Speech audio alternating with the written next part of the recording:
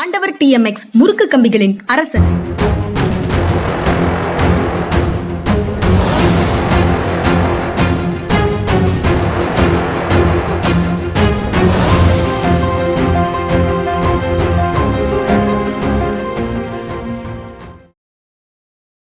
வணக்கம். இது மனிதா மனிதா சார். வணக்கம் சார்.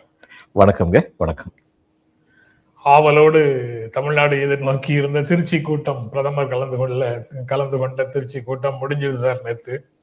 ஆனா பெரிய அளவுல பிரதமர் பேசுவதற்கான பெரிய எஃபெக்ட் ஒன்றும் தெரியல. ரொம்ப சாதாரணமான ஒரு பேச்சாக, வழக்கம் போல திமுகவுக்கு எதிராக என்னென்னலாம் சொல்லுவாரோ அதெல்லாம் தான் திரும்பவும் இருக்குது. ஆனா அயற்சி இல்லாம பேசியதையே திரும்ப திரும்ப பேசுறாங்கிறது ஒண்ணுதான் அவங்க கிட்ட இருந்து கத்துக்க வேண்டிய பாடமாக இருக்கு. நீங்க எப்படி பாக்குறீங்க சார்? அயற்சியா நமக்கு இருக்கு. திரும்ப திரும்ப இது மாதிரி பொய்ய சொல்றது. 4 கோடி மக்களை லட்சாதிபதிகளுக்கு வீடு கொடுத்தேன் அப்படின்னு சொல்லிட்டு இருந்தாரு. இப்பயும் அதே மாதிரி பேசுறாரு. இவர் எங்க அதாவது இவங்க 100% அந்த வீடு கட்டுறதுக்கு பணம் கொடுத்தாங்களா? இல்லை. இது எல்லாருக்கும் தெரியும். 1/3 கொடுத்துருக்காங்க. கொடுத்துட்டு மீதியெல்லாம் ஸ்டேட் கவர்மெண்ட்டும் பயனாளியும் கொடுக்கணும் அப்படின்னு சொல்லியிருக்காங்க. அப்புறம் நான் கொடுத்தேன்னு சொல்றது இந்த லேபிள் ஒட்டுறது தான். அந்த வேலையை தான் பண்றாங்க. அந்த வேலையை தான் இவங்களும் பண்றாங்க. அப்புறம் நம்ம ஏற்கனவே ரொம்ப விவரமா பேசியிருக்கோம். அவங்களுடைய ஒரு அறிக்கை ஒன்று விட்டுருந்தாங்க. என்னென்ன காரியங்கள்லாம் தமிழ்நாட்டில் நல்லது நடந்திருக்குன்னு. அதில் எத்தனை நீங்க செஞ்சீங்க சாமி அப்படின்னு கேட்டோம்னா இவங்களால பதில் சொல்ல முடியாது.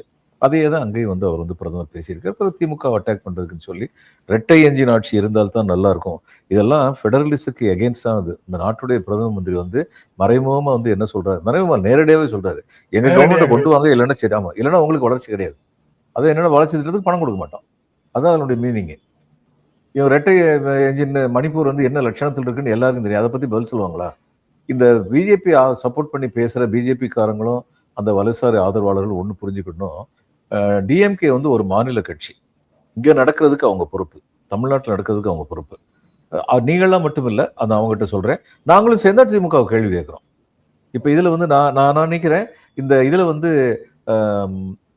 மது கொடுமை அதிகமா இருக்கு. அதனால ஏற்படுற இது குற்றங்கள் அதிகரிச்சுக்கிட்டு இருக்கு அப்படிங்கிறது கவலைக்குரிய ஒரு விஷயம். அதுல இன்னும் இவங்க கவுன்சிலிங் இது மாதிரி இன்டென்சிவா செய்யணும் அப்படின்னு சொல்லி நான் நினைக்கிறேன். இது மாதிரி சில விஷயங்கள் நான் பேசியிருக்கேன், நீங்க பேசியிருக்கீங்க, எல்லாருமே பேசுறாங்க. பிஜேபி காரங்களுக்கு ஒண்ணு சொல்றேன், தமிழ்நாட்டை பத்தி பேசுறதுக்கான தகுதியே உங்களுக்கு கிடையாது. ஏன்னா நீங்க ஒரு அனைத்து இந்திய கட்சி. மற்ற மாநிலங்கள்ல எந்த லட்சணத்துல இருக்கீங்கிறத பார்த்துட்டு உங்க வீட்டை சரி பண்ணிட்டு தான் நீங்க அடுத்த வீட்டு ஓட்டையை பத்தி பேச முடியும். அடுத்த வீட்டு ஓட்டையை பத்தி பேசக்கூடாது இல்லை, பேசணும். பேசக்கூடியவங்க, பேசுறதுக்கு வல்லமை படைச்சவங்க, பேசுறதுக்கு தகுதி படைச்சவங்க பேசணும். அந்த தகுதியே பிஜேபி கிடையாது. இவ்வளவு கேவலமான ஆட்சியை மற்ற மாநிலங்களையும் ஒன்றிய அரசுலையும் நடத்திட்டு இவங்க என்ன பேசுறாங்க? திரும்ப திரும்ப என்ன சொல்லிட்டு இருக்காங்க? எல்பிஜி பத்தி எந்த ஷார்ட்டேஜ் இல்லை, கவலையே படாதீங்க, அனாவசியமா பீதி அடையாதீங்க. சரி, நான் ஒரே ஒரு கேள்வி கேட்குறேன். ஷார்ட்டேஜ் இல்லை, இண்டஸ்ட்ரியல் எஸ்டாப்ளிஷ்மெண்ட்டுக்கு ஏன் நிப்பாட்டினீங்க? ஷார்ட்டேஜ் இல்லைன்னா ஏன் அங்கே நிப்பாட்டினீங்க? இண்டஸ்ட்ரியல் எஸ்டாப்ளிஷ்மெண்ட்ல ஹோட்டல்ஸ் அண்ட் ரெஸ்டாரண்ட்ஸ் இருக்கு. இந்த ரெஸ்டாரண்ட்ஸ் சின்ன ரெஸ்டாரண்ட், வெறும் டீ காஃபி, அதுக்கப்புறம் குக்கீஸ் வச்சிருப்பாங்க, பிறகு இந்த இது சிப்ஸ், இந்த மாதிரி பேக்ட் இது வச்சு விற்பாங்க. அது மாதிரி எத்தனையோ கடைகள் இருக்கு. அவங்க எல்லாரும் சொல்லிட்டாங்க, எங்களால் கடையை தொடர்ந்து நடத்த முடியாது, கொஞ்ச நாள் நாங்கள் முடியும்னு சொல்றாங்க. இது யாரை பாதிக்கும்? இது செயின் ரியாக்ஷன். அந்த வேலைக்கு போறதுக்கு வெளியூர்ல இருந்து இங்க பேச்சுலர் தங்கியிருக்காங்கல்ல பசங்க, வீட்டில் சமையல் பண்ணாத பசங்க. சில பசங்க சமையல் பண்றாங்க, ஆனா பல பேர் சமையல் பண்றது இல்லை. ஏன்னா பல பேருக்கு சமையல் பண்றதுக்கு நேரம் கிடைக்கிறது இல்லை. அது உண்மை. உடனே இங்க என்ன பண்ணுவாங்க, இட்லி, இது இந்த கையேந்தி பவன் சொல்லுவாங்கல்ல, அங்க இட்லி தோசை இதெல்லாம் சாப்பிட்டுட்டு ஒரு காஃபியை குடிச்சுட்டு போவாங்க, அவசர அவசரமா போவாங்க. இன்னைக்கு அந்த மாதிரி இடங்களையும் சொல்லிட்டாங்க, இட்லி தோசை வடை கிடையாது, எதெல்லாம் ஃபியூவல் கன்சியூம் பண்ணுமோ கிடையாது, நாங்க கோல்டு சாண்ட்விட்சு இது மாதிரி அவங்க ட்ரைங் த லெவல் பெஸ்ட் கொடுக்குறோம் அப்படின்னு சொல்லி அனௌன்ஸ் பண்ணியிருக்காங்க. இப்போ ஒரு பக்கம் எந்த ஷார்ட்டேஜ் இல்லைங்கிறீங்க, பிறகு எதுக்கு நாட்டில் இந்த மாதிரி நிலைமையா இருக்கு? இதை விட ஒரு கீழ்த்தரமான பொய் எங்க இருக்க முடியும்? எக்ஸ்போஸ் ஆகுற பொய். நீங்க ஆண்ட லட்சணம் இப்படி இருக்கும்போது நீங்க எப்படி அடுத்தவங்களை பத்தி பேச முடியும்? Including prime minister. How can BJP find fault with other state governments? அல்லது எஸ்பெஷலி பிரைம் மினிஸ்டர்னு சொல்லணும், இன்க்ளூடிங் பிரைம் மினிஸ்டர் இல்ல. சிலிண்டர் வரலன்னா என்ன சார், பிரெட் இல்லைன்னா என்ன, கேக்கு சாப்பிடுங்க அப்படின்னு சொன்ன கதையாக, இண்டக்ஷன் ஸ்டவ் யூஸ் பண்ணலாம், சோலார் எனர்ஜி யூஸ் பண்ணி எலக்ட்ரிக்கல் குக்கருக்கு மாறிடலாம் அப்படின்னு மேலான ஆலோசனைகளை எல்லாம் நிறைய நண்பர்கள் சொல்றாங்களே, அதை எப்படி பாக்குறீங்க? நீங்களே சொல்லிட்டீங்கல்ல, பிரெட்ல இதை கேக் சாப்பிடுங்கன்னு சொன்னார்ல குயின் மேரி, அது மாதிரி ஆ. அது மாதிரி தான். அதை விட தமிழ்நாட்டில் உள்ள சில ரெஸ்டாரண்ட் ஓனர்ஸ் வந்து தே ஷிஃப்டட் டு இது விறகடுப்புக்கு மாற்றிட்டாங்க. டக்குனு யாரெல்லாம் முடியுமோ அவங்க டக்குன்னு சொல்லி மாற்றிக்கிட்டாங்க. இது வரவேற்க தகுந்த ஒன்று தான். Necessity is a mother of invention சொல்லுவாங்க. தேவை இருக்கும் பொழுதுதான் கண்டுபிடிப்புகள் வரும். இது இன்னைக்கு தேவையான ஒரு கண்டுபிடிப்பு. புதிய கண்டுபிடிப்புகள் ஓகே. இல்ல, விறக பயன்படுத்தலாம்னு இன்னைக்கு நினைக்கிறது கண்டுபிடிப்பு தான். அந்த ஒரு தேவை அந்த கட்டாயத்திற்கு உள்ளாக்கப்பட்டிருக்கிறார். கட்டாயத்துக்கு உள்ளாக்கப்பட்டிருக்கு. அதாவது அமிர்த காலம் அப்படிங்கிறது கடைசியில இங்கேயும் வந்து சொல்றாருங்க, 2047 கவலைப்படாதீங்க, நம்ம தான் உலகத்துடைய வல்லரசுன்னு இன்னும் சொல்லிட்டு இருக்காரு. நான் இன்னொன்னு கேக்குறேங்க, இது நான் இதுல இருந்திருக்கேன், நிர்வாகத்துல இருந்திருக்கேன். எங்க பெங்கால்ல வந்து அடிக்கடி இந்த சைக்ளோன்ஸ், அதுக்கப்புறம் புயல் மற்றும் வெள்ளம் அடிக்கடி வந்து தாக்கும் ஒரிசாவையும் பெங்காலையும். அப்ப எங்களுக்கு ஆனுவல் எக்ஸசைஸ் ஒன்று உண்டு. மான்சூன் ஆரம்பிக்கிறதுக்கு முன்னாடி இந்த மாவட்ட ஆட்சியர் தலைமையில வந்து மீட்டிங் நடக்கும். அந்த மீட்டிங்ல யார் யாரெல்லாம் இருப்பாங்க தெரியுமா? வெறுமனே ஒரு எஸ்பியும் ஃபுட் அண்ட் சிவில் சப்ளைஸ் ஆஃபீஸரும் சிஎம்ஓஹெச் மட்டும் இருக்க மாட்டாங்க. இவங்க வருவாங்க. கோஸ்டல் ரீஜன்ல உள்ள நம்முடைய ஃபோர்ஸ் இருக்குல்ல, அவங்க வருவாங்க. ரெஸ்கியூ அண்ட் ரிலீஃப் ஆப்ரேஷன் பண்றதுன்னா என்ன நடக்கும்னு சொல்லி பார்க்கறதுக்கு. பிஎஸ்எஃப் வருவாங்க. சென்ட்ரல் ஸ்டேட்டு எல்லா இதுலையும் உள்ள மக்களோட நேரடி தொடர்பு உள்ள நிறுவனங்கள் அத்தனை பேர் வருவாங்க. அங்க வந்து முக்கியம் வந்து சிரே அவர் குருன்னு சொல்லுவோம். அது என்னன்னா, இது அவலும் அதுக்கப்புறம் கருப்பஞ்சாரும். ஏன்னா இந்த அவலும் கருப்பஞ்சாரும் சாப்பிட்டா வயிற்றுப்போக்கு ஏற்படாது. நமக்கு வந்து ஒரு வெள்ளம்னு சொல்லி வந்துருச்சுன்னா அங்க வந்து வீட்டை சுத்தி தண்ணி வந்துடும், வீட்டுக்குள்ளேயும் தண்ணி வந்துடும். அப்ப சமைக்க முடியாது. அப்போ அவலும் கருப்பஞ்சாரும் போதிய அளவு ஸ்டாக் இருக்கா? அதுல எங்களுக்கு வந்து சொல்லுவாங்க, நீங்க வந்து அவல் கருப்பஞ்சாறு யார் யாரெல்லாம் உங்க டிஸ்ட்ரிக்ட்ல மேனுஃபேக்சர் பண்றாங்களோ அவங்ககிட்ட இந்த குவாண்டம் பிளாக் பண்ணி வைங்கன்னு சொல்லிருங்க. ஏன்னா ஏன் பிளாக் பண்ணி வைங்கன்னு சொல்றோம்? விலைக்கு வாங்க மாட்டேங்கிறோம். விலைக்கு வாங்கினதுக்கு அப்புறம் வெள்ளம் வரலன்னா அத்தனை நாங்க வச்சுக்கிட்டு என்ன பண்ணுவோம்?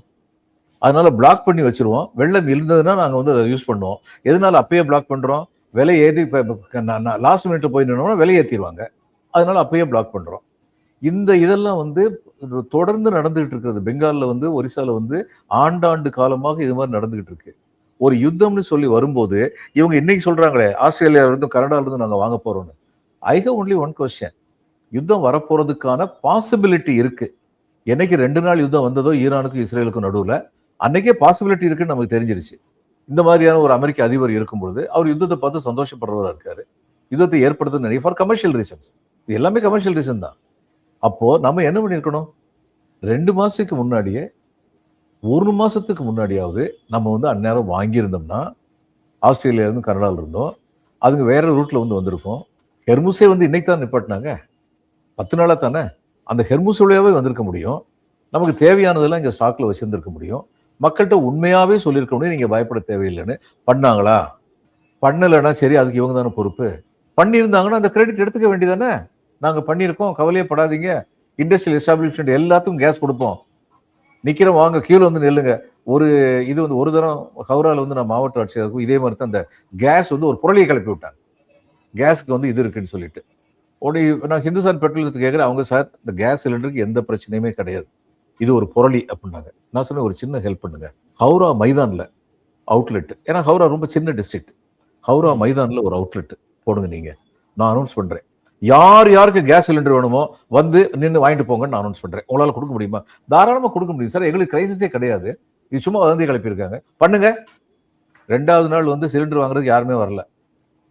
முதல் நாள் கூட்டம் வந்துச்சு, கொஞ்சம் அத்தனை வாங்கிட்டு போனாங்க. அதுக்கப்புறம் ஒரு கிரைசிஸும் கிடையாது. ஏன்னா உண்மையிலேயே கிரைசிஸ் கிடையாது. ஏன் அது மாதிரி இவங்க பண்ண வேண்டியதானே? டெமான்ஸ்ட்ரேட்டிவ் ஆக்ஷன் ஏன் பண்ண முடியாது?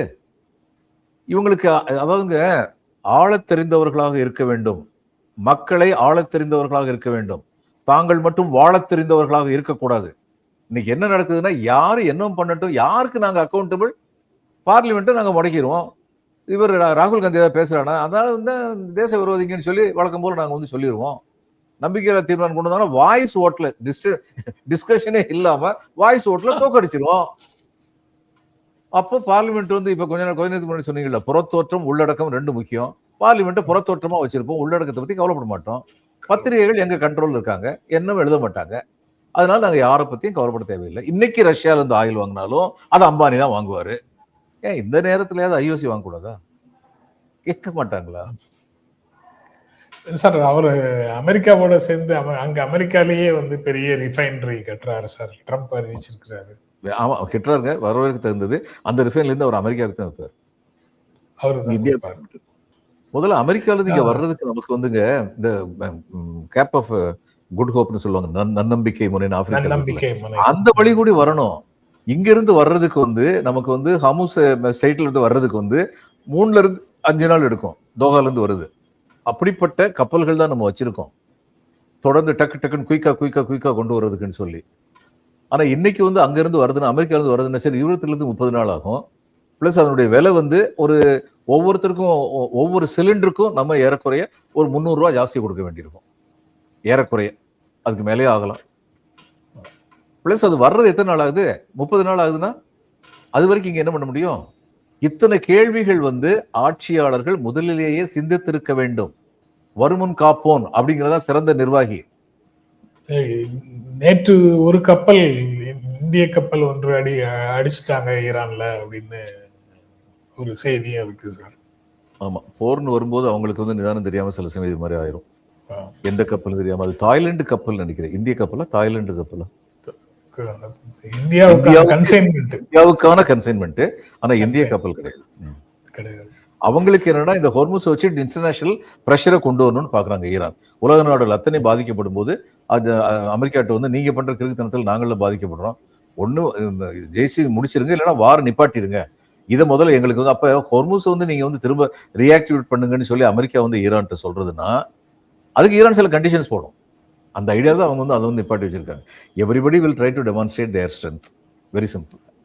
அது ஏதோ எலக்டோரல் ஸ்ட்ராட்டஜி மாதிரி அந்த ஹெர்முஸை வந்து நாங்க கண்ட்ரோல்ல வச்சிருக்கிறோம், அங்க எல்லாமே ஒழுங்காத்தான் இருக்கு அப்படிங்கிற மாதிரி முதல்ல ஒரு ஸ்டேட்மெண்ட்ல யூஎஸ் விட்டுட்டு அதுக்கப்புறம் அது பொய்யானது அப்படின்னு இவங்க ப்ரூவ் பண்ணதுக்கு பிறகு அந்த ட்வீட்டை டிலீட் பண்ணதாக ஒரு செய்தியும் இருக்கு சார். சார் யூஎஸ் நிறைய பொய் சொல்லுவாங்க, பொய் சொல்றாங்க. குழந்தைகள் வந்து அத்தனை குழந்தைகளும் கொண்டது வந்து யூஎஸ் உடைய மிசைல் தான். அது முதல்ல அங்கே இல்லை, அது ஈரான் தான் தப்பா போய் இந்த மிசைல் வச்சு அடிச்சிட்டாங்கன்னு சொன்னாங்க. ஈரான் அதுக்கப்புறம் ப்ரூவ் பண்ணாங்க இல்லை உங்க மிசைல் தானே. அதுக்கப்புறம் வாயை மூடிட்டு இருக்கு. குழந்தைகள் கொல்லப்பட்டிருக்காங்க. அதுக்கப்புறம் அமெரிக்கன் செனட்டர் ஒருத்தர் பேசியிருக்காரு, இந்த நம்முடைய நாம் நடத்துகின்ற யுத்தத்தினால, இஸ்ரேல் நடத்துகிற யுத்தத்தினால குழந்தைகள் கொல்லப்படுறாங்க அப்படிங்கிறது ஒண்ணு. 3000 குழந்தைகளுக்கு மேல வந்து அவங்களுக்கு வந்து உடல் அங்ககீனம் பெற்று விட்டார்கள் அப்படிங்கிறது இன்னொன்று. ரொம்ப மோசமானது, பட்டினி கிடப்பவர்கள் அந்த பட்டினியை தீர்ப்பதற்கென்று உணவு சாலைகளுக்கு சென்று நின்று கொண்டிருக்கும் பொழுது அவர்கள் கொல்லப்பட்டிருக்கிறார்கள். இதெல்லாம் நம்ம சொல்ல, அமெரிக்கன் செனட்டர் ஒருத்தர் சொல்றாரு.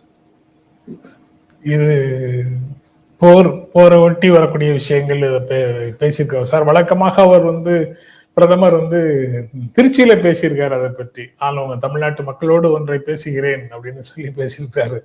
நாடாளுமன்றத்துல அதை பத்தி பேசுவோம் நாங்க சொல்லிட்டு இருக்கிறாங்க, ஆனா அங்க பேசல. முதல்ல இந்த நேரத்துல என்னுடைய அபிப்பிராயப்படி பிரதம மந்திரி இந்த டூர் எல்லாம் பண்ணக்கூடாது. ஒழுங்கா டெல்லியில உட்காந்து இந்த கிரைசிஸ் எப்படி மீட் பண்றதுன்னு சொல்லி கிரைசிஸ் மீட்னு சொல்லிட்டு ஒரு கமிட்டி ஒன்று இருக்கு. அந்த கமிட்டியில உட்காந்து தொடர்ந்து உத்தரவுகள் பிறப்பிக்கப்பட்டு கொண்டிருக்க வேண்டும். முதல்ல யுத்தம் துவங்குற நேரத்தில் வந்து 1971 வந்து ஜெனரல் மேனக்ஷா எழுதினாரு. யுத்தம் துவங்குற நேரத்தில் பிரசிடென்ட் வந்து டூர்ல இருந்தாரு, பிரைம் மினிஸ்டர் டூர்ல இருந்தாங்க. இவங்க 2 பேரையும் ஒன்றிணைக்கிறது என்பது எனக்கு வந்து ரொம்ப பெரிய உடனடியாக செய்ய வேண்டிய செயலாக இருந்தது. ஆனால் யுத்தம் துவங்கிய பின்னால் ஒவ்வொரு நாளும் பிரதம மந்திரி தலைமையேற்று முடிவுகள் எடுக்கப்பட்டன. Every decision was a political decision. அதுல வந்து Manekshaw was a man of great humour. அந்த மீட்டிங் முடிஞ்ச உடனே மிஸ்ஸஸ் காந்தி வந்து கேட்டாங்க, எனிதிங் எல்ஸ் ஜெனரல் அப்படின்னு சொல்லி கேட்டாங்க. இன்னும் ஏதாவது வினாக்கள் இருக்கின்றனவா அப்படின்னு சொல்லி கேட்டாங்க. உடனே ஜெனரல் மேனக்ஷா எழுந்திரிச்சு, ஒரே ஒரு கேள்வி இருக்கிறது மேடம் பிரைம் மினிஸ்டர். என்ன அப்படின்னு, எப்படி எந்த கிரைசிஸ் வந்தாலும் தங்கள் இளமை தோற்றத்தை கைவிடாமல் வைத்திருக்கிறீர்கள் தாயே அப்படின்னு சொல்லி கேட்டாங்க. சிரிச்சுக்கிட்டே மீட்டிங் வந்து முடிஞ்சு. அந்த கிரைசிஸ்லையும் அந்த ஹியூமரை மெயின்டைன் பண்ணி நிதானம் இழக்காமல் முடிவுகள், அரசியல் ரீதியாக முடிவுகள் எடுக்கப்பட்டன. சில நண்பர்கள் நம்ம வீடியோல பிரச்சனைகள் எல்லாம் பேசும்போது ஏன் சிரிக்கிறீங்கன்னு கேக்குறாங்க. இந்த மாதிரி இந்த பிரச்சனைகள் வரும்பொழுதுதாங்க மனசுல வந்து சிரிப்போட அமைதியோட இருக்கணும். அப்படின்னா தான் நம்ம வந்து பிரச்சனைகளுக்கு வந்து தீர்வு காண முடியும். ஒரு சார்ட் ஆஃப் லீடர்ஷிப் வந்து நீ ஜெர்க் ரியாக்ஷன் மட்டும் தானே சார் பண்றாங்க. ஏதாவது ஆமா, அது ரொம்ப ஒண்ணுன்னா உடனடியாக ஏதாவது மனசுக்கு தோணுனதை உடனடியாக அது ரொம்ப எதிர்வினையாக செய்யறாங்க. எங்களுக்கு அட்மினிஸ்ட்ரேஷன்ல வரும்போது சொல்லிக் கொடுப்பாங்க. கோபத்துல முடிவெடுக்காதீங்க. உங்கள ப்ரொவோக் பண்ணுவாங்க. ப்ரொவோக் பண்ணும்போது உங்களுக்கு கோபம் வரும். அது அவங்க சொல்ல கோபம் வர்றது இயல்பு. ஒரு தனிப்பட்ட முறையில கூட உங்கள தாக்குவாங்க. நீங்க மாவட்ட ஆட்சியரா இருக்கும்போது தனிப்பட்ட முறையில கூட தாக்குதல் நடக்கும் உங்க மேல. அதுல உங்களுக்கு கோபம் வரும். You are human. கோபம் வரக்கூடாதுன்னு நான் சொல்ல மாட்டேன். ஆனா கோபத்துல முடிவெடுக்காதீங்க. அந்த முடிவுகள் தவறுதலாக போய்விடும். இதுதான் உண்மை. இங்க நேற்று பேசும்போது சமையல் எரிவாயுக்கான அச்சம் எதுவும் தேவையில்லை அப்படின்னு அவர் பிரதமர் சொல்றாரு சார். அதை அந்த கிரைசிஸை எப்படி ஹேண்டில் பண்ணுவாரு அப்படிங்கிறதையும் சொல்றாரு. கொரோனா காலத்துல திறம்பட செயல்பட்டது போல ஒவ்வொரு சூழலையும் நாம் வெற்றிகரமாக கடப்போம் அப்படின்னு சொல்லியிருந்தாரு சார். யாராவது ஒரு சொல்லிக் கொடுக்கணும். பெனாரஸ்ல வந்து ஆத்துல வந்து எத்தனை பணம் மிதஞ்சதுன்னு சொல்லிக் கொடுக்கணும். அந்த கியூல வந்து எப்படி ஜனங்கள் நின்றுகிட்டு இருந்தாங்கிறத சொல்லிக் கொடுக்கணும்.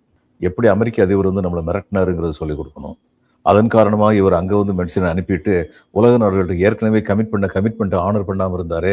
அதனால உலக நாடுகள் மத்தியில் நமக்கு எவ்வளவு கெட்டவர் வந்துச்சு அப்படிங்கிறத இவருக்கு ஞாபகப்படுத்தணும். தடுப்பூசியை கட்டணம் இல்லாமல் பெறுவதற்கு உச்சநீதிமன்றத்தில் மக்கள் போராட வேண்டியது இருந்ததுங்கிறதையும் போராட வேண்டியது அதையும் சொல்லிக் கொடுக்கணும். டிமானிட்டைசேஷன், கொரோனா ஹேண்ட்லிங், இந்த ரெண்டும் இந்த அரசு எந்த அளவிற்கு திறமையற்ற அரசுங்கிறதுக்கு சரியான உதாரணம். இப்போ இந்த பிரச்சனையும் வந்து அளவுக்கு அதிகமாக மக்களை பாதிக்கிற மாதிரி தான் இருக்கு. பட் ரொம்ப எளிதாக ஹேண்டில் பண்ற மாதிரி சொல்றாங்க. அவங்க சொல்ற மாதிரி கடந்துருச்சுன்னா பெட்டர். இங்க தமிழ்நாட்டு அளவிலேயே ஆட்டோக்களுக்கு கேஸ் இல்லை, சப்ளை இல்லை, எல்லாமே ஹோட்டல்ஸ்ல வந்து பெரும்பாலும் மூடப்படுகின்றன அப்படின்னு எல்லாம் செய்திகளை பார்க்க முடியுது. திறந்திருக்கிறதுலயும் சில உணவுகள் இருக்கு, சில உணவுகள் இல்லை. அதிக கேஸ் கன்சம்ஷன் எடுக்கிற உணவை சமைக்கிறது இல்லை அப்படின்னு முடிவு எடுத்திருக்கிறாங்கன்னு சொல்றாங்க. நீங்க குறிப்பிட்ட மாதிரி தனியாக சமையல் வீட்டுக்குள்ள அல்லது ரூமுக்குள்ள சமையல் செய்யும் வாய்ப்பு இல்லாமல் இருக்கக்கூடிய ஒரு பகுதி மக்கள் வந்து இப்போதே கடுமையான பாதிப்புக்கு உள்ளாகி இருக்கிறார்கள்ங்கிறதும் தெரியுது. ஆனா எஃபெக்டிவா நம்ம கடந்துருவோம் அப்படின்னு பிஎம் சொல்றாரு. அதுக்கப்புறம் இதுல பேச்சுல வந்து இன்னொரு விஷயம் சார், தமிழ்நாட்டின் கலாச்சாரத்துக்கு ஒன்றிய அரசு எப்போதும் உரிய மதிப்பு கொடுக்குது. தமிழ்நாட்டை நாங்க ரொம்ப மதிக்கிறோம். தமிழ்நாட்டின் மைந்தர் சிபி ராதாகிருஷ்ணனை குடியரசு துணைத் தலைவர் ஆக்குனதையும் அதுக்கு ஒரு காரணம், ஒரு சாதனையாக கோட் பண்றாரு. அவர் மதிப்பளிப்பதற்கு இதையும் ஒரு காரணமாக, இதையும் ஒரு விஷயமாக சொல்றாரு. ஆமா, மேஜர் சரவணனை பத்தி புகழ்ந்தாரு. திருச்சி சேர்ந்த சரவணன். நல்ல வேளை நாங்க தான் சரவணனை போருக்கு அனுப்பினோம், அவர் செத்ததன் மூலம் உங்களுக்கு பெரும் பெருமையை தேடி கொடுத்தாருன்னு சொல்லாம இருந்தாரு. அந்த அளவுக்கு சந்தோஷம் தான்.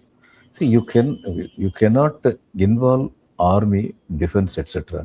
in your election propaganda. அது செய்யக்கூடாது. இதெல்லாம் ஒரு மரபு. அது செய்வார். இன்னும் எல்லாமே செய்யறாங்க. எதாவது செய்யக்கூடாது அத்தனையும் செய்யறாங்க. என்ன செய்ய முடியும்?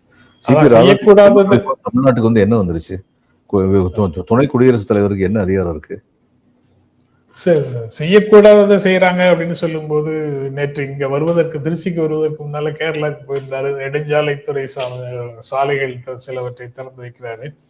அதுக்கு அங்க உள்ள பொதுப்பணித்துறை அமைச்சருக்கு அழைப்பு இல்லை அப்படின்னு சொல்லி அவங்க தனியாக ஒரு ஃபங்க்ஷன் நடத்தி அவங்க ஒரு பக்கத்துல சாலைகளுக்கு திறப்பு விழா நடத்துறாங்க. பிரதமர் கலந்து கொள்ளும் விழாவை கேரள அரசு புறக்கணிக்குது. கேரள அமைச்சர் ஒரு முஸ்லீம்ங்கிறதுனால அப்படி பண்ணிட்டாங்க அப்படின்னு சொல்லி அவங்க சொல்றாங்க. ஐயோ, கேரள அரசு அப்படிதான் சொல்லுது. அவருக்கு அழைப்பு அளிக்கப்படாதன் காரணம் அதுதான் அப்படின்னு சொல்றாங்க. அதுவாக இருந்தால் அதை விட துரதிருஷ்டம் என்ன இருக்க முடியும்? வேற என்ன காரணம் இருக்க முடியும்? நீங்க பொதுப்பணித்துறையில் வந்து ஒரு சாலைகள் வந்து சாலை அமைக்கிறதுன்னு சொல்லி ஒன்றிய அரசு திட்டமிட்டது என்றால் அதுக்கு நில ஆர்ஜிதம் பண்றதுல இருந்து ஆரம்பிச்சு அடிப்படை காரியங்கள் அத்தனையும் செய்து கொடுக்கறது வந்து மாநில அரசு. அந்த மாநில அரசுடைய ரெப்ரசன்டேட்டிவ் நீங்க கூப்பிட மாட்டீங்க. கன்சர்ன்டு ரெப்ரசன்டேட்டிவ் நீங்க யாரையே கூப்பிட்டுருக்கலாம். இவரை கூப்பிட மாட்டீங்கன்னா அதுக்கு என்ன அர்த்தம் இருக்கு? எடப்பாடி பழனிசாமி போட்டோ வந்து சரியான இடத்துல இல்லைன்னா அது உங்களுடைய உட்கட்சி உள்கூட்டணி விவகாரம். நானும் அதை பத்தி பேச மாட்டேன். அது அவங்கவுங்களே பேசி தீர்த்துக்கோங்க. எனக்கு அதை பத்தி கவலை இல்லை. ஆனா இது கவலைக்குரிய விஷயம் இல்லையா? அது எடப்பாடி பழனிசாமி போட்டோ 6 நுழைவாயில் இருந்தது. 6 நுழைவாயில்லையும் அவருடைய படம் இல்லை. மீதி எல்லாருடைய படமும் இருக்குது. பிரைம் மினிஸ்டர்ல தொடங்கி பிரைம் மினிஸ்டர், உள்துறை அமைச்சர், பிஜேபியினுடைய நேஷனல் பிரசிடென்ட், அதுக்கப்புறம் எல் முருகன், நயினார் நாகேந்திரன், ஜி.கே. வாசன், அன்புமணி அப்படின்னு எல்லாரும் அதுக்கப்புறம் உண்டான வரிசையாக உண்டான சிங்கிள் மேன் பார்ட்டி எல்லாமே கூட போட்டோ இருக்கு. எடப்பாடி போட்டோ இல்லைன்னா தற்செயலாக நடந்த நிகழ்வா சார் அது? அப்படி எடுத்துக்க முடியுமா? எனக்கு அதை பத்தி கவலை இல்லைங்க. அது அவங்களுடைய உள்கூட்டணி விவகாரம், என்ன வேணாலும் பண்ணிக்கிட்டோம். அதை பத்தி பேச வேண்டியவர் எடப்பாடி பழனிசாமி, ஏடிஎம்பியும். அவங்க பேசலன்னா எனக்கு என்ன கவலை? அது அவங்க அதை பத்தி பேசல. கஞ்சி குடிப்பதற்கும் இல்லார், அதன் காரணம் என்னவென்று அறிவும் இல்லாருன்னா அப்படி விட்டுற முடியுமா சார்? அதுக்கு காரணத்தை நீங்க சொல்லி கொடுக்க வேண்டாமா? இல்ல, வேண்டாம், எனக்கு வேண்டாம். அதுக்கு பிறகு இந்த திருச்சி, மதுரை விமான நிலையத்தை சர்வதேச தரத்துக்கு உயர்த்துவதற்கு ஒன்றிய அரசு ஒப்புதல் கொடுத்திருக்குது. அது தமிழ்நாட்டை வளர்ச்சி பாதையில கொண்டு செல்லும் அப்படின்னு சொல்றது. அது தவிர இன்னும் ஒரு விஷயம் சார், தொடர்ந்து நம்ம முதல் நாள் பேசணும், அந்த பெரிய முதல் பக்கம் முழுப்பக்க விளம்பரம், ஒன்றிய அரசுடைய விளம்பரம் வந்த அன்னைக்கு பேசணும். அதுல இருக்கக்கூடிய கண்டென்ட் எல்லாத்தையுமே நீங்க தனித்தனியாக எப்படி அது அந்நியமானது, அந்த விளம்பரத்துக்கு அந்நியமான உண்மை இதாக இருக்கு அப்படின்னு சொன்னீங்க. அதுக்கப்புறம் தொடர்ந்து வருது சார், எல்லாமே கிட்டத்தட்ட தமிழ்நாட்டின் உட்கட்டமைப்பை வளர்ப்பதற்கு ஒன்றிய அரசினுடைய கான்ட்ரிபியூஷன்ங்கிற மாதிரி பல செய்திகள் சொல்றாங்க. ஒவ்வொரு நாளும் அந்த மாதிரி இருக்கு. ஒவ்வொரு நாளும் நீங்க குறிப்பிட்ட மாதிரி தமிழ்நாடு மாநில அதிகாரத்துக்கு உட்பட்ட விஷயங்கள்ல கூட அவங்க செய்ததாக கிளைம் இருக்கு. அல்லது ஏற்கனவே தமிழ்நாடு கண்டு கரைகண்ட விஷயங்கள் எல்லாம் அவங்க புதுசா சாதனை படைச்ச மாதிரி அவங்க சொல்றது இருக்கு. இது எல்லாவற்றுக்கும் தனித்தனியாக எடுத்து பேசணும். ரெண்டு விஷயம் இதுல சொல்றேன். நான் சொன்னேன் 77 நாங்கள் ஐஏஎஸ்ல ஜாயின் பண்ணும்போதே அங்கே வந்து பேசும்போது எங்களுக்கு ஸ்பீக்கர்ஸ் வந்து எல்லா இதுல இருந்து வருவாங்க. சிபிடிடி சீஃப் வருவார், ஐபி சீஃப் வருவார், ரா சீஃப் வருவார். இந்த ஐஏஎஸ் மட்டும் வர மாட்டாங்க. ஏன்னா நிர்வாகம்ங்கிறது அனைவரும் ஒருங்கிணைந்து செய்ய வேண்டிய ஒரு காரியம்னால எல்லோருடைய கருத்துக்களும் கூறப்படும். அப்போ அந்நியாரம் வந்திருக்கும் போது அந்த நேஷனல் ஹைவேஸ் இதெல்லாம் பற்றி பேசிட்டு இருக்கும்போது எங்களுக்கு சொல்லப்பட்டது, இந்தியாவிலேயே வந்து நேற்றே சொல்லியிருக்கேன், இந்த ரோடு கட்டமைப்பு மிகச்சிறப்பாக உள்ள 2 மாநிலங்கள் தமிழ்நாடும் பஞ்சாபும் அப்படின்னு 77 சொன்னாங்க. அடுத்து இன்னொன்னு சொன்னாங்க, தமிழ்நாட்டுடைய ஸ்டேட் ஹைவேஸ் வந்து சில மாநிலங்களில் உள்ள நேஷனல் ஹைவேஸோட சிறந்ததாக இருக்கிறது அப்படின்னு சொன்னாங்க. அதனால என்னைக்கோ நடந்த வளர்ச்சி இன்னைக்கு இவங்க பேச வேண்டியதில்லை. இது ஒண்ணு. இன்னொன்னு நான் கேட்கிறேன், இந்த திருச்சி, மதுரை இந்த 2ஐயும் சர்வதேச விமான நிலையம் ஆக்கிடும், அதனால இது தமிழ்நாடு வளரும்னு சொல்றீங்களே, ஏன் ஹோசூருக்கு விமான நிலையம் கொடுக்கறதுக்கு பெர்மிஷன் கொடுக்க மாட்டேங்கிறீங்க? அது எவ்வளவு முக்கியமானது? ஹோசூர் வந்து எவ்வளவு முக்கியமான இடத்துல இருக்கு. அதன் மூலம் எந்த அளவுக்கு நம்முடைய கட்டமைப்புகள் வளர முடியும்? அதாவது தமிழ்நாட்டில் நீங்க பாத்தீங்கன்னா இந்த western districts, northern districts, central districts இந்த 3 வளர்ந்த அளவுக்கு பிற பகுதிகள் வளரல அப்படின்னு சொல்லி ஒரு கம்ப்ளைண்ட் உண்டு. ரிலேட்டிவ்லி உதாரணமா தென் பகுதியில் ராமநாதபுரம், திருநெல்வேலி இந்த இடங்கள்ல எல்லாம் வந்து அதிக வளர்ச்சி இல்லை. அதே மாதிரி அந்த பக்கம் தருமபுரி, கிருஷ்ணகிரி இதெல்லாம் வந்து சேலத்துக்கு அடுத்து உள்ளவைகள்லாம் வந்து அதிகம். சொல்ல போனா சேலத்து மாம்பழம் சொல்றது உண்மையில கிருஷ்ணகிரி மாம்பழம். கிருஷ்ணகிரி அந்நியாரம் பார்ட் ஆஃப் சேலமா இருந்தது. சேலம் கமர்ஷியல் கேந்திரமா இருந்த காரணத்தினால பேர் வந்து சேலத்துக்கு போயிடுச்சு. இது மாதிரி பல விஷயங்கள் இருக்கு. அப்போ ஹோசூர்ல வந்து நீங்க விமான நிலையம் வச்சா that entire area will develop. Dharmapuri, Krishnagiri இந்த மாவட்டங்கள்லாம் வந்து விரைந்து வளர்ச்சி அடையும். நீங்க ஏன் அதை செய்ய மாட்டேங்கிறீங்க? இது பிரதமர் வந்து பதில் சொன்னாலும் நல்லா இருக்கும். ஒருவேளை சொல்லுவாரு 2047க்குள் இந்தியா ஒரு வல்லரசு ஆகிவிடும், அந்நியாரம் ஹோசூர் உட்பட எல்லாம் தானே வளரும்னு சொன்னாலும் சொல்லுவாரு. அதையும் கேட்டுக்குவாங்க. அதுக்கு பிறகு திமுக மேல உண்டான குற்றச்சாட்டு, வழக்கமான குற்றச்சாட்டு, திமுக ஆட்சியில பெண்களுக்கு பாதுகாப்பு இல்லை, ஒன்றிய அரசினுடைய திட்டங்களை திமுக அரசு செயல்படுத்தாமல் தாமதம் செய்கிறது, இந்த மாதிரி குற்றச்சாட்டுகளையும் முன்வைக்கிறார் சார். இல்ல, பெண்களுக்கு பாதுகாப்பு இல்லை அப்படிங்கிறது வந்து நீங்க வந்து டோட்டலா பார்க்கும்போது குற்றங்கள் நடக்குதுங்கிறது நிஜம். அது குற்றங்கள் நடக்கிறது யாராலுமே தடுக்க முடியாது. ஆனா குற்றங்கள் நடந்த பின்னால் உடனடியாக நடவடிக்கை எடுக்க வேண்டும். அதுல பல சமயங்கள்ல தமிழக அரசு வந்து விரைந்து செயல்பட்டு இருக்காங்க. சில சமயங்கள்ல சுணக்கங்கள் இருக்குன்னு சொல்லிட்டு நம்ம பாயிண்ட் அவுட் பண்ணியிருக்கோம், இன்னும் வேகமா செயல்படணும்னு. ஆனால் இது எல்லாம் முடிஞ்சதுக்கு அப்புறமும் நீதிமன்றங்களும் விரைந்து முடிவெடுத்தால்தான் இந்த குற்றம் செய்யறதுக்கு பயப்படுவாங்க. இந்த நீதிமன்றங்கள் விரைந்து முடிவெடுப்பதில் இன்னும் சுணக்கம் இருக்கு அப்படிங்கிறது அதுக்கு எத்தனையோ காரணம் சொல்லுவாங்க. போதுமான ஜட்ஜி இல்லைம்பாங்க, வழக்குகள் தேங்கி கிடக்கும்பாங்க. என்ன இருந்தாலும் இது முக்கியமான விஷயம். இது நீதித்துறைக்கு இதுல வந்து அக்கறை இருக்கணும். இதுல இந்த சென்சிட்டிவான கேசஸ் எல்லாம் வந்து குறைந்த கால அவகாசத்துக்குள்ள அமர்வு நீதிமன்றத்துல முடிச்சுட்டாங்க சார். அதனால அந்த இடத்துல இன்சென்சிட்டிவிட்டி இருக்கிறதாக தெரியல. பட் இந்த பொலிட்டிக்கலா இப்படி வைக்கக்கூடிய குற்றச்சாட்டு, இங்க குற்றங்கள் நில்லா இருந்தா சொல்றதுக்கு வழி இல்ல. ஏதாவது நடந்தாலே சொல்றாங்கன்னு சொன்னா எந்த சொசைட்டிலுமே கிடையாது. எந்த நாட்டிலையும் எந்த இடத்துலயும் குற்றங்கள் இல்லாதன்னு கிடையாது. பின்லாந்து வந்து குற்றங்கள் குறைவாக உள்ள இடம், அவ்வளவுதான் சொல்ல முடியும். நார்வே, ஸ்வீடன் குற்றங்கள் குறைவாக உள்ள இடம், அவ்வளவுதான் சொல்ல முடியும். குற்றங்கள் குறைவாக உள்ள இடம், அதிகமாக உள்ள இடம் அப்படின்னு தான் பார்க்க முடியும். அந்த ஒப்பீடு அப்படின்னு பார்க்கும்போது ரிலேட்டிவ்லி தமிழ்நாடு வந்து குற்றங்கள் குறைவாக உள்ள இடம் பல ஆஸ்பெக்ட்ல, அதாவது பலவிதமான குற்றங்கள் இருக்கு. இப்ப பெண்களுக்கு எதிரான வன்புணர்வு நடக்குதுங்களை வந்து தமிழ்நாடு வந்து யூபி, மத்திய பிரதேசோட அதிகமா கிடையாது. அதனால இங்க வந்து இது வந்து நான் வந்து சந்தோஷப்படலை பத்தி. இன்னும் இருக்கிறதும் குறையணும். இந்த வன்புணர்வு குறையிறதுக்கெல்லாம் வந்து கவுன்சிலிங் தேவை. மக்களுக்கு மத்தியில இதுல இருந்தே, பள்ளி பருவத்திலிருந்தே சொல்லிக் கொடுக்கணும். Men and women R equal, they should be treated equal. அந்த காலத்துல இருந்து இதை சொல்லிக் கொடுக்கணும். இது மாதிரி பல விஷயங்கள் இருக்கு, சோசியாலஜிக்கல் இஷ்யூஸ் இருக்கு, எல்லாத்தையும் பார்க்கணும், சந்தேகம் இல்லை. ஒன்றை விட இன்னொன்று குறைவாக இருக்கு அல்லது அதிகமாக இருக்குங்கிறத எப்படி சொல்றது அரசியல் ரீதியாகனா, ஒருவேளை கடந்த 5 ஆண்டுகள்ல இதற்கு வேறொரு கட்சி ஆட்சியில் இருக்கும்போது எப்படி இருந்தது, எவ்வளவு நடந்தது, இந்த 5 ஆண்டுகள் இந்த கட்சி ஆட்சியில் இருக்கும்போது எப்படி நடந்ததுன்னு ஒரு ஒப்பீடு இருக்கலாம். இதே 5 ஆண்டு காலகட்டத்துல தமிழ்நாட்டை போலவே பிற மாநிலங்கள்ல எப்படி குற்றங்கள் இருந்தது அப்படின்னு ஒப்பிட்டு பார்க்கலாம். இது எல்லாமே வந்து ஒன்றிய அரசினுடைய தரவுகள் எல்லாத்துக்கும் இருக்கு. அந்த தரவுகள் வேறு விதமான செய்தியை சொல்லுது. ஆனா இங்க அதே தரவுகளுக்கு ஓனர் வந்து இங்க வரும்போது வேறு விதமாக உண்மைக்கு மாறாக பேசுகிறார் அப்படிங்கிறது தான் அதுல பார்க்க வேண்டியதாக. இந்த பிரதம மந்திரி வந்ததுக்கு அப்புறம் certain levels there will be certain political ethos அப்படின்னு ஒரு மரபு இருந்தது. ஹச்சன் பகுகுணா வந்து இதுல போட்டி போட்டாரு. அந்நேரம் மிசஸ் காந்தி வந்து அவருக்கு எதிராக ஒரு இடைத்தேர்தல், அவருக்கு எதிராக பிரச்சாரம் பண்றது போனாங்கன்னு நினைக்கிறேன். அந்நேரம் அவங்க சொன்னாங்க, பொதுவாக பிரதம மந்திரி இடைத்தேர்தல் சமயங்களில் பிரச்சாரத்திற்கு போவது இல்லை. ஏன்னா பத்திரிகைகள் அதை பாயிண்ட் அவுட் பண்ணாங்க. இங்க வந்து நமக்கு வந்து ஸ்பெசிபிக் ரீசன்ஸ் இருக்கு, இவர் வந்து எங்களுக்கு எதிராக வந்து பொய் பிரச்சாரம் மேற்கொள்றான்னு சொல்லி அவங்களுடைய பாலிடிக்ஸ் அவங்க சொல்லிட்டு இருந்தாங்க. ஆனா அந்நேரம் அதை பாயிண்ட் அவுட் பண்ணாங்க, ஆமாம் இடைத்தேர்தல் சமயங்களில் பிரதம மந்திரி பிரச்சாரத்துக்கு போகுது. இப்படி எல்லாம் ஒரு மரபு இருந்தது இந்த நாட்டுல. இன்னைக்கு வந்து நடக்கிறது என்ன, அது அதே மாதிரி பிரதம மந்திரி பேசுவோம். நான் சொல்லியிருக்கேன்ல, ஜவஹர்லால் நேரு இருந்தபோது ஒரு பொதுக்கூட்டத்தில் போய் பேசினாரு. பேசும்போது சொன்னாரு, இந்தந்த காரியங்கள்லாம் செய்யணும்னு செஞ்சிருக்கோம், இன்னும் இந்தந்த காரியங்களை உங்களுக்காக செய்யணும்னு நினைக்கிறோம், அதனால எங்களுக்கு தொடர்ந்து நீங்க வந்து ஓட்டு போட்டு எங்களை ஆட்சியை கொண்டு வரணும் அப்படின்னு நான் வேண்டுகோள் விடுக்கிறேன். அடுத்த வாரம் இதே இடத்துல எதிர்கட்சி தலைவர் வந்து பேச போறாரு. அவர் பேசுறதையும் கேளுங்க, நீங்க கேட்டுட்டு அதுக்கப்புறம் நீங்க முடிவெடுங்க, யாருக்கு ஓட்டு போடணும் முடிவெடுங்க சொல்லி ஜவஹர்லால் நேரு பேசினார். அவர் பிரைம் மினிஸ்டர் இருந்தபோது. நம்முடைய பிரைம் மினிஸ்டர் வந்து என்ன சொல்றாரு, காங்கிரஸுடைய தேர்தல் அறிக்கை பார்த்தா முஸ்லீம் லீக் தேர்தல் அறிக்கை மாதிரி இருக்கு. ஒரிசால வந்து பாருங்க, தமிழ்நாட்டில் வந்து பாண்டியன் வந்து சீஃப் மினிஸ்டர் முயற்சி பண்றாங்க.